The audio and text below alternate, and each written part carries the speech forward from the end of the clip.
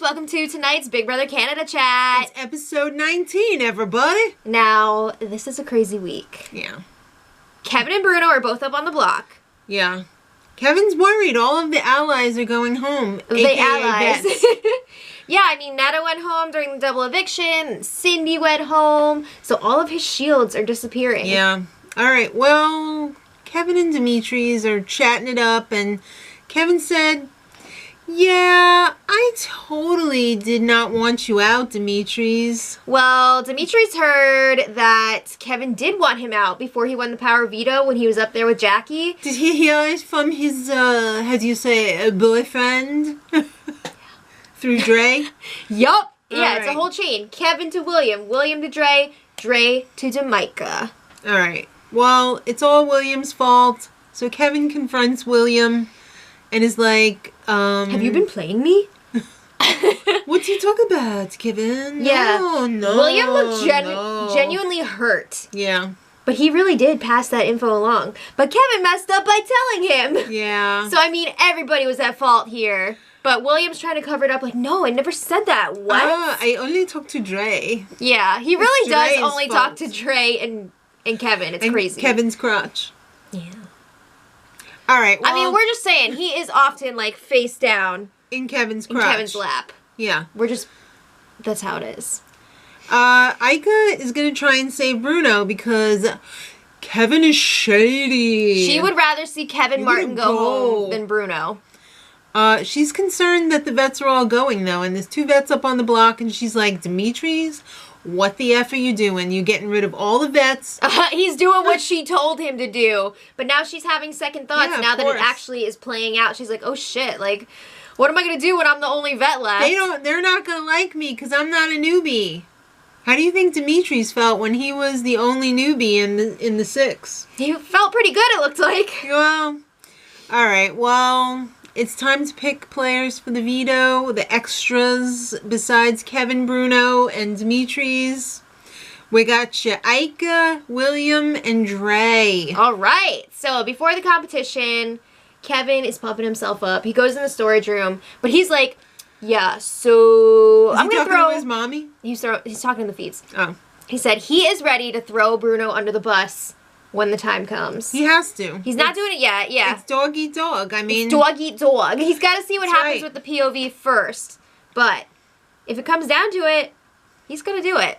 All right, well, it's time for the POV, and it's the stupid glass coffins one. I really enjoyed this competition. I don't like some of the distractions that they used. All right, well, did they resurrect the same costumes from the first time that they did this? This was very Rocky Horror inspired because you're wearing like the gold underwear and you're sitting in that Rocky. like glass box. Yeah.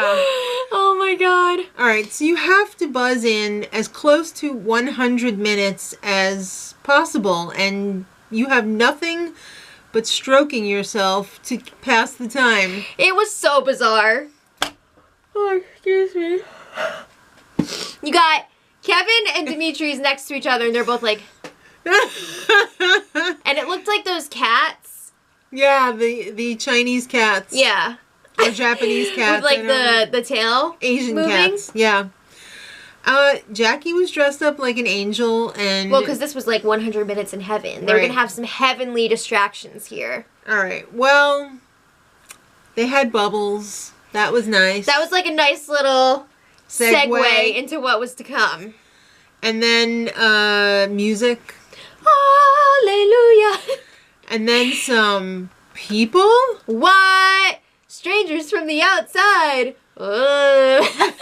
Yeah, Dylan was a little bit too interested in that girl. I'm sure Emily's like, that piece of crap, when he gets out of here, I'm just going to take all his money. Whoa. Just kidding. Yeah.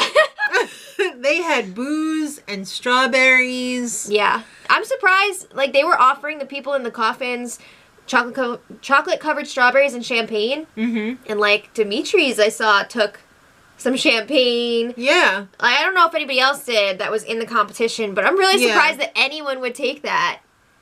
That's dumb. But they had your choice. Do you want to accept that from a guy or a girl? Right. Well, William wanted to take it from the guy. I'm not too sure about Kevin. Did he take any? I don't know. But you know what was next? Freaking bunnies. They were so cute. F you, Big Brother. Why are you exploiting animals like that? Yeah. They're not here for your pleasure. I didn't like that. That was especially awful. since like Ika was freaking out. I was afraid she was going to squash that bunny. I was too. Because she kept climbing up on the side of her glass box thing, and I thought that she was going to fall on the bunny. He was so scared too, and it was really slippery in there, and he couldn't get any traction. It was ridiculous. Yeah. And, like, the animals were pooping in there because they were scared. I didn't like that. I didn't like it at all. Not a fan. Whoever did that, Trevor Boris. All right. Was he in charge of these competitions in this season? Okay. All right. Anyway, moving on. Laughing family members. Wow. That really hit the feels. Yeah, there was some tears there. Some tears. Well, I mean, mostly from the people who have kids, because, like, to hear their child's laughter, or their children's laughter, that's special. But it was also kind of creepy, like in a horror movie. Maddie's laughter. Yeah. When you hear, like, a kid laughing, yeah, it's weird. All right. Creepy. Especially when you're dressed in a skin-tight gold suit in a glass coffin. No! All right. With TV lights on you. All right. Then came the rats. Oh, they were so cute, too. Again, F you, Big Brother. Not cool. At first, they just had them in their own little containers. And then they were like, let's dump them. They dumped them. They didn't place them. They dumped them. Yeah, that wasn't cool. So that was too much for Ika. Ika freaking had... She's going to have PTSD about this, I think, for a while. She jumped out of there. Terrified. She buzzed in. She was done. So she was, like, super early. Well, some of the rats were happier than others. The ones that found Kevin and Bruno's crotch were pretty happy. They were really calm. At one point, Bruno was even petting one. On his crotch. I mean, he wanted to comfort it. I think William was really jealous of Kevin's crotch rat. Because he kept looking over like... Yeah. Well, anyway, William was the next one to buzz in. And then... At that point, everybody thought it was still under 100. Yeah. But then Kevin and Dimitri's buzzed in not that long after that. Mm-hmm. And we find... Well, everybody else buzzed in then. Except for Ika, because she bailed. She was already out of there. She was gone. The ones with the worst time were 27 minutes over 100 minutes. So 127 minutes. Good job. And that was 127 hours. And Bruno. Yeah, pretty much. I'm sure that's what it seemed like. No. But yeah, they were the furthest away. So then everybody's like, wait, what? So William won. He was actually 7 minutes over. I thought they were going to say he was 7 minutes under. Nope. Everybody was over except for Ika. Well, Ika does not want William to use POV because she wants that snake Kevin Martin to go. Mm-hmm. He's shady. She can't trust him. All right. Well, they gotta, take the temperature here and see what's going on. All right. Well, we have a little fun aside. Karen being Karen. Oh, Karen. Really annoying to Bruno. Have you started campaigning yet?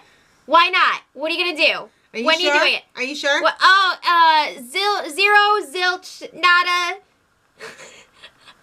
There might have been some made-up ones in there. How is she still there? How is she still there? Because she's Karen. All right. Well, Kevin and William have a little chat, and Kevin is telling William, "I genuinely care for you." Does he? No, he said doesn't. in the diary room so many times that he will play William. Him. He's just using him. And he also tells William, if Bruno dies, you're my number one. If he dies? You know what I mean. Well, if anything happens to Bruno, you're number one, baby. Kevin's like, wow, this is my chance. Like, one of my closest people in here won the POV. I gotta make this happen If I was William, I would be like, why aren't I your number one anyway? Yeah, exactly. All right. So Ika... She's like, Dre, yeah, you gotta get to work here. Get to work, girl. You gotta tell William not to use that POV because it's gonna cause a lot of problems for us. Dimitri's is gonna have to piss off more people by putting up another replacement nominee. Don't worry. Kevin will be safe. He has the votes. Yeah, they want to present William and Kevin with this deal. Like, she's lying.